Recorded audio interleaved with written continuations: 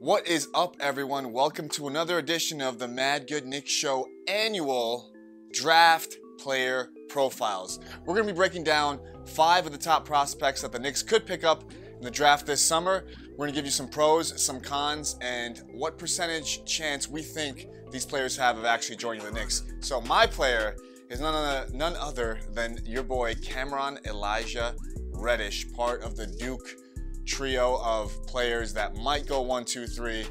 So I like this player a lot. He's got some pros, he's got some cons, so I'm going to go right into that right now. So my first pro on this list is that he's actually a reserved person. He's a serious worker. He's not interested in any drama.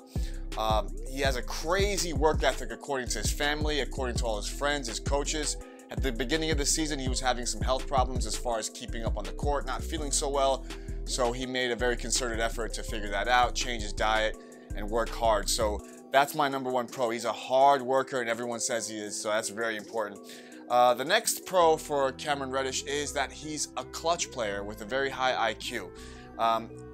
Coach K called him a beautiful player, a smooth player. He's very smooth on the court, and he plays basketball with this maturity in his game. It just looks like it's polished, and so I'm happy to see him on the court. And my third pro for Cameron Reddish is that he's actually a very versatile scorer and an excellent defender. He can play he can defend all 5 positions on the court, and he can score from pretty much anywhere on the court. He's actually also a pretty good player off the ball, but what makes him enticing to me is that he started out his career as a point guard. Anytime you have a point guard skill set, that immediately makes you A-OK in my book. Now, there are some cons to Cameron Reddish that we have to consider in the draft. Some experts consider him maybe too reserved.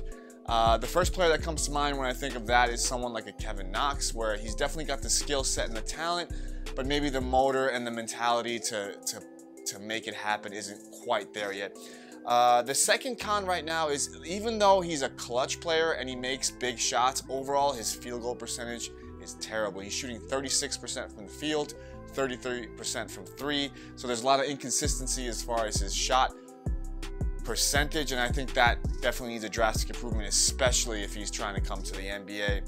And my third con probably would be that his leadership or lack of leadership might be a liability. I mean, the Knicks are always looking for leaders, for young talent that can really make it happen. We don't need passive players. We don't need guys that don't have that killer instinct. We're looking for killers. So those are really my cons. Overall, I think he's probably going to end up in the 4th or 5th position in the draft.